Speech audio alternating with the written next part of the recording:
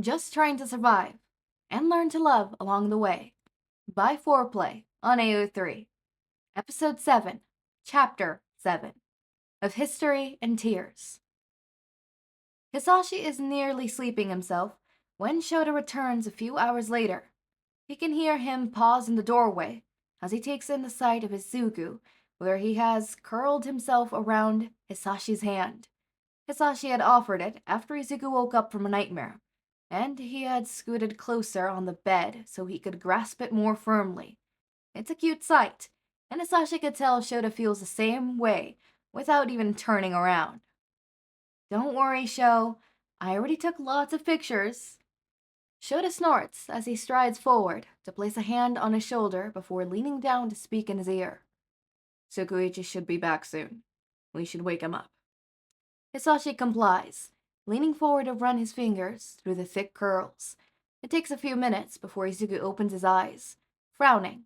Sho reaches forward and pulls the headphones off his head before landing them back to Hizashi. Hey kid, Tsukuichi will be here soon to interview you. Shouta frowns harder at that and simply nods in response. It's a few minutes of awkward silence later when Izuku tugs on Shota's sleeve to get his attention. All Might. The frown is still on his lips, and there's fear in his eyes. A look Hizashi had never seen on his face when talking about the #1 hero. It's always been a look of awe and adoration. Whatever happened definitely shook his trust in the hero. Hizashi looks to Sho and sees that he keeps as straight as face as he can, a slight crease in his brow the only indicator of his mood. If he's surprised about the sign language, he's not letting it show. He left, kid. I'm not letting him see you right now. Izuku relaxes at that, and Sho stands up straighter, moving away from the bed towards a small table that holds a pitcher of water. Izuku grabs the offered glass in his right hand, left still gripping Hisashi's own. Thank you, Shouta. Sho's eyebrows go up at the name, but he doesn't say anything, and Hizashi takes that as a win. He hadn't expected Izuku to try out the name so quickly. Shouta pulls a chair right next to Hizashi and grabs his free hand before settling down to wait for the detective. They don't have to wait for long, Tsukuichi knocking on the door and easing it open less than 10 minutes later. Izuku is tense when he walks in, and Hizashi gives his hand a little squeeze of comfort. Tsukuichi notices his uneasiness and sets up a small table a little away from the bed, slumping a little in his chair to try and make Izuku more comfortable in his presence. He hits play on his little handheld recorder before speaking. All right, Midoriya.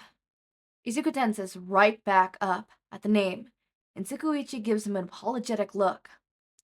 My name is Detective Tsukuichi Namasa. I'm here to gather a statement regarding the events of this past weekend. First, we need to establish a history regarding the relationship between you and your mother, Midoriya Inko. My quirk is lie detector, so I'll be able to tell if what you're saying is true or not. You with me so far? Yes. True. Looks like we're off to a good start, Izuku. Izuku smiles at that, relaxing a bit more at the detective's tone. Is this the first time your mother hit you? Izuku tensed back up, looking anywhere but at the detective, before answering. No. She first started in middle school when I would come home beaten up by bullies. I guess she thought since I was getting bruises already, no one would notice a few extra. True. Has she been hitting you ever since then? Once I got into UA, she stopped. I think she was worried that the heroes that teach there would notice. True. Has she abused you in any other way besides physically? Yes. Before she started hitting me, she would alternate between pretending I didn't exist to yelling at me for existing, calling me names. True. When did this start? What kind of names did she call you? It started when I was 4, the day I was diagnosed quirkless. Tsukuichi doesn't look surprised at this. How much does he know? He seems to be pretty good friends with All Might. True. She was pretty unoriginal with names. She just called me what she heard my bullies call me. Usually variants of stupid, useless, worthless, and Deku. True. Again. While neglecting you, did she also withhold things from you? Izuku gives him a confused look at that. What kind of things? Necessities. Things like food and water? Um, well, she forgot to feed me a lot of the time, so I had to sneak food when she was away. If she caught me taking food, she always started yelling again. Shota's hand tightened his arm at that. Why did no one ever help the little listener? True. Where was your father during all of this? Well, at first she said that he was working overseas, but as I got older, she started telling me that it was my fault he left. Because I'm stoopless, worthless, Deku. Sure again. That's enough for the history. Can you tell me what happened this weekend? What triggered her assault? Well, I got pretty banged up during the sports festival, so as soon as I got home, I hid in my room. It took her until Sunday to notice I was even there. When when she did, she barged into my room and started yelling. She kept telling me how worried she gets when I get hurt like this. How she wished I never got a quirk in the first place. How she had never heard of anyone else developing one this late. She was being so loud and she wouldn't stop. So I told her how I got my quirk. She was so mad at me, started yelling about how I should give it back and leave Yue. I told her no, so she started hitting me again and wouldn't stop. I had to wait until she went to bed to sneak out of the apartment and call Aizawa sensei for help. All true. Can you tell me about what happened when she and All Might came to the hospital? Do I have to? There are tears in Izuku's eyes now, and Hizashi grips his hand a little tighter. I'm so sorry, Izuku, but we need to know what happened. Izuku sniffles before continuing on. Okay, All Might came into the room and told me he had a nice surprise for me. He moved and she was there. I tried to tell him that I didn't want to talk to her or see her and that she was the one who hurt me. But he wouldn't listen. Just told me I was upsetting her and he left. As soon as the door closed behind him, she walked towards me. She was calling me all those names again, but she was so calm. It was even scarier than usual. I got out of bed to get away from her, but she still grabbed me and used her quirk. It hurt way more than usual, so I know she was extra mad at me. The room falls quiet as Tsukuichi makes a few more notes. Hizashi looks over at Shouta and finds him tight-lipped, face as neutral as he could get it. However, there was no distinguishing the anger in his eyes. He's sure that that same look is mirrored on his face. Hizashi is furious. Who the hell treats their child like that? He's glad he wasn't in the room earlier with Inko. Who knows what he would have done then?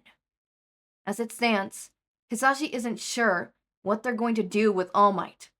Would Midnight be willing to help hide a dead body?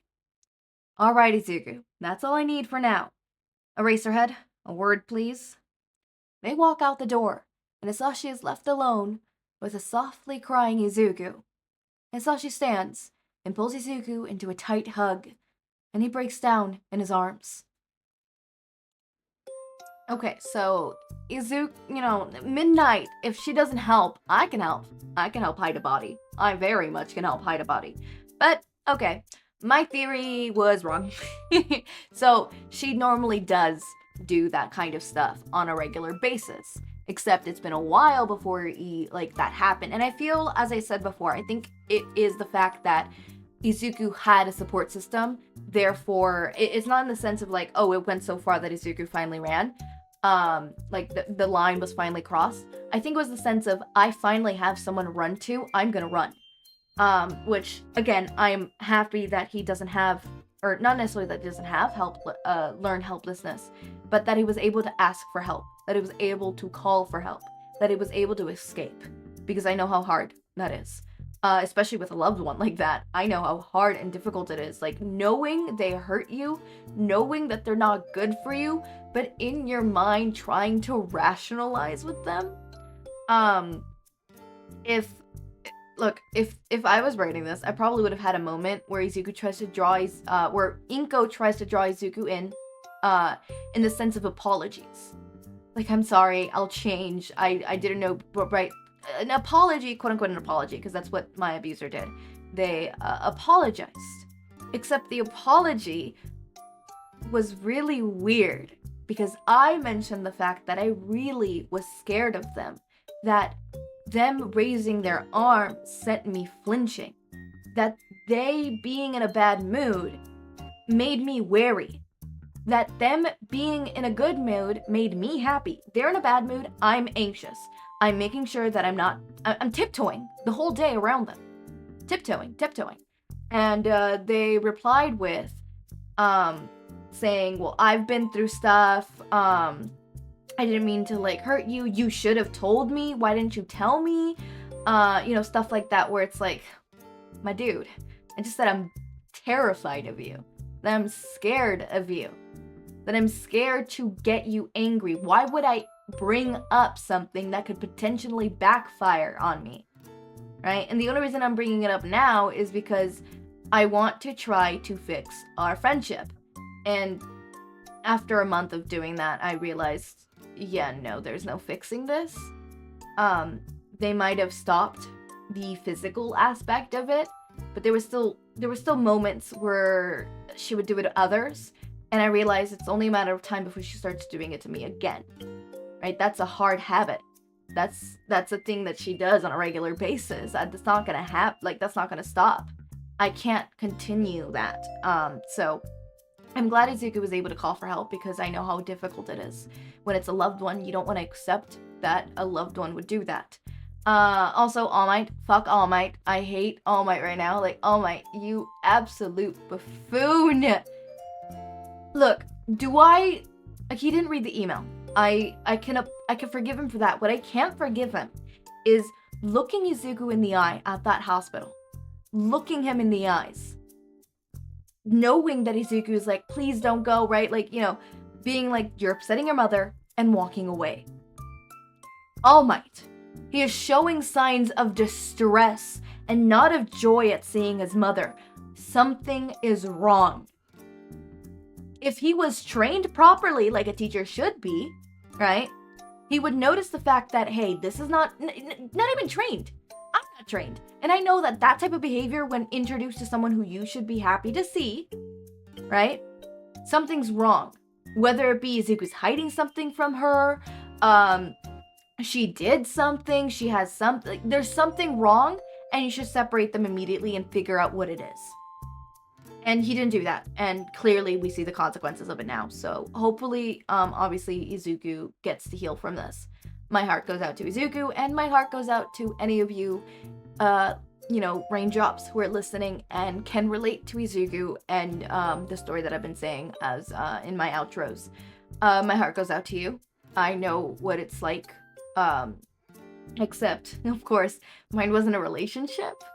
or a family member. It was a friend. So when I tell people that I was abused by my friend, they always like, some people they're like, oh yeah, I'm sorry about that. And then other people, I've met one person who's like, you can't be abused by your friend. That's not a thing. Damn, oh my god, thank you for enlightening me. That just erased all my trauma. Oh my god, that was the solution. Oh my god. Okay. Anyways, as always, my raindrops, make sure to eat, sleep, drink water, take your meds, have a wonderful day or night. Link to my Discord server and socials are down in the description. Subscribe to see more of my content, and thank you so much for watching.